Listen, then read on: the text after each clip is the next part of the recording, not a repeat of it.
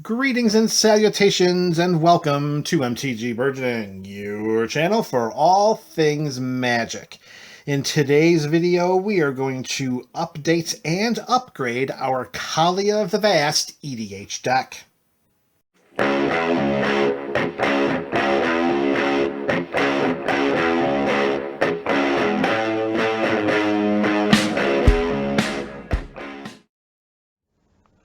Thank you for choosing MTG Burgeoning for your Magic the Gathering content. Give us a thumbs up if you enjoyed this video and consider becoming a subscriber. Doing so supports the channel and makes you eligible for our various subscriber rewards series. If you would like to support the channel further, then click the link to our Patreon page in the description below. There you can join our ongoing Pack Wars series as a 1-month supporter or ongoing member. Or try joining Pack Wars for free by commenting on every MTG Burgeoning video in a month. We strive to offer creative rewards through our various Patreon tiers. So if Pack Wars isn't for you, then something else will be. Links to our content and various subscriber rewards series can be found in the description below. Send us an email, follow us on Twitter, follow us on Instagram. We are your channel for all things magic.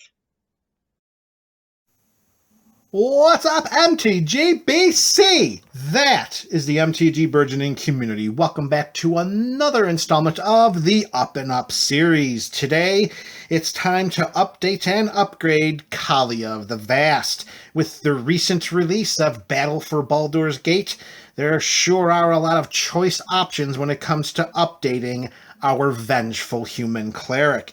And we're going to get right to those additions right now. The first new creature to be entered into the Kaalia deck so that they can serve her vengeance from above and below, it is the Ancient Brass Dragon. This is one of the Elder Dragons from Battle for Baldur's Gate.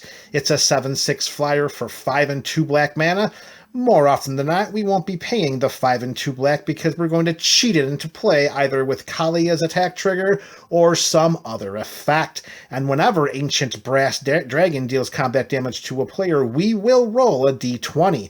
And when we do, we will put any number of target creature cards with total mana value of X or less from graveyards onto the battlefield under our control, where X is the result. On average, this should net us a roll of 10. It's a d20, that's right in the middle, so we're going to roll with 10. So the 10 mana could definitely bring back one of the biggins from our graveyard, possibly 2, because we do have a number that is decent enough to get 2 of them. And if we can get anything close to over 10, well, we're looking at our own personalized Patriarch's bidding that's just going to be referred to as creatures we own. So Ancient Brass Dragon is going in, and it is taking the spot of Bladewing the Risen. Now, Bladewing the Risen was included into this deck originally because of its ETB trigger. When it does ETB, we return a dragon permanent card from our graveyard to the battlefield. Yes, it does have the Rakdos Fire Breathing specific to just dragons, but it is only a 4/4 for 3 and 2 black and 2 red. So a mana value of 7 on a 4/4 flyer, that should net us a dragon card from our graveyard. Let's be honest, Ancient Brass Dragon is going to do so much better reanimating than Bladewing the Risen ever could, and that is a very easy swap in this Kaalia deck. Alright, next dragon to come in, it's the Ancient Copper Dragon. It's a 6/5 flyer for 4 and 2 red, and whenever this dragon deals combat damage to a player, we again roll that d20, and we will create a number of treasure tokens equal to the result. Mana acceleration, temporary mana fixing. Ancient Brass Dragon is going to do so much more from a mana standpoint than the card it's replacing ever did. That is Hellkite Tyrant, a 6/5 flying trampling dragon for 4 and 2 red. Whenever it dealt combat damage to a player, we gained control of all artifacts that player controlled. At the beginning of our upkeep, if we controlled 20 or more artifacts, we won the game. I can attest to you, I have had this Kaalia deck for over a decade, and Hellkite Tyrant has been in there for many, many moons, and not one time was I ever the victor of having at least 20 or more artifacts with Hellkite Tyrant on our side of the battlefield. Yes, there was the pilfering of many, many mana rocks. However, Ancient Copper Dragon is going to do that better because of its ability to just keep producing more and more of those treasure tokens. So Hellkite Tyrant is out, and the Ancient Copper Dragon is in.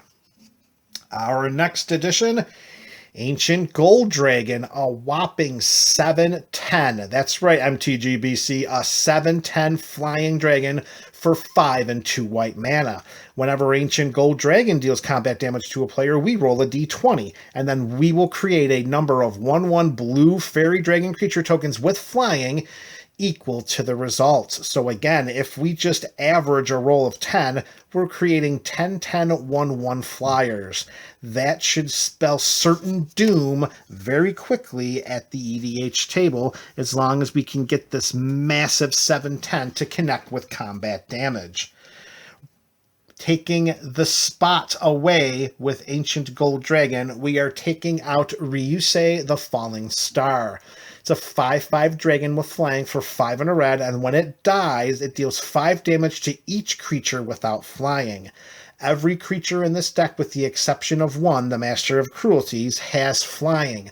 So we really looked at Ryusei as a way in which to keep the ground clear of any walking creatures. But now, with Ancient Gold Dragon creating thunders and thunders of fairy dragons each time it connects with combat damage, we can always just use those dragons as chump blockers, taking the spot away from Ryusei, because those dragons not only can be used as defensive chump blockers, but they can also swarm our opponents and bring victory even quicker to our life totals. Well, not our life totals, but to our victory totals. We'll put it that way. All right, next creature going in. We're going away from the dragons, and this time it's going to be a demon. It's going to be Balor. It's a 5/5 demon for 3 and 2 red. It does fly, and whenever it attacks or dies, we can choose one or more of the following modes, and each mode must target a different player. Either target opponent draws 3 cards and then discards 3 cards at random, or target opponent sacrifices a non-token artifact, or Balor deals damage to target opponent equal to the number of cards in their hand. Of course, each of these abilities are going to be very game specific, but boy oh boy are they very, very powerful abilities. And let's face it, Balor would be an absolutely amazing creature to imprint with Mimic Vat. That was the first interaction I thought of, and it was absolutely enough to include Balor into the 99 of this build, easily replacing Baneslayer Angel, a 5/5 with flying, first strike, lifelink, protection from demons and dragons, all for just 3 and 2 white. Ladies and gentlemen, that is Serra Angel territory, but Baneslayer Angel does nothing more to the board. It doesn't help out in any other way. It just helps itself. Balor will do more for this deck than Baneslayer Angel could. That is why the Slayer is out and our red demon is in. The last creature to be entered into this deck, it is the Battle Angels of Tyr, a 4/4 Angel Knights for 2 and 2 white with flying and Myriad. Whenever Battle Angels of Tyr deals combat damage to a player, we draw a card if that player has more cards in hand than each other player.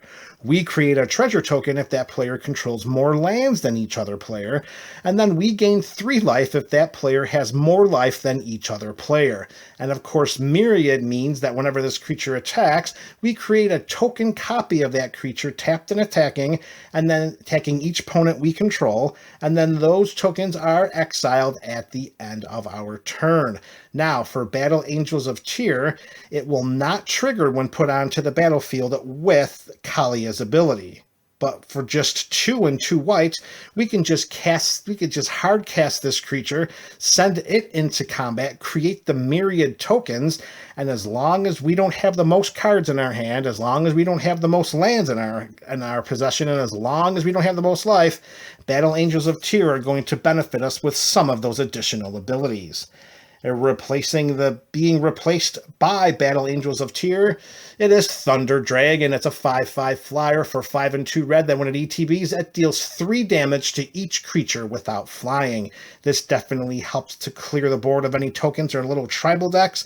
We will keep an eye on whether or not getting rid of Thunder Dragon will be overall beneficial to the defensiveness of this deck and the ability to remove swaths of creatures from the battlefield. straight up, Battle Angels of Tyr will do more for the overall deck than the Thunder Dragon, but we're going to have to keep an eye on our loss of defensive ability. And the only other swap that we're going to do in this episode is we are going to throw a Mana Crypt in. Of course, it's 0 to cast. We turn it sideways for 2 colorless mana, and as long as we can avoid a bad string of coin flipping, it will not lightning bolt us to death. Taking the Mana Crypt is going in, we're just going to take out a basic mountain. 1 basic land will bring us down to a total of 40 lands in this Kaalia deck, and putting the Mana Crypt in there will make us go quicker. That's it, MTGBC. Let me know your thoughts about these changes in the comments section below.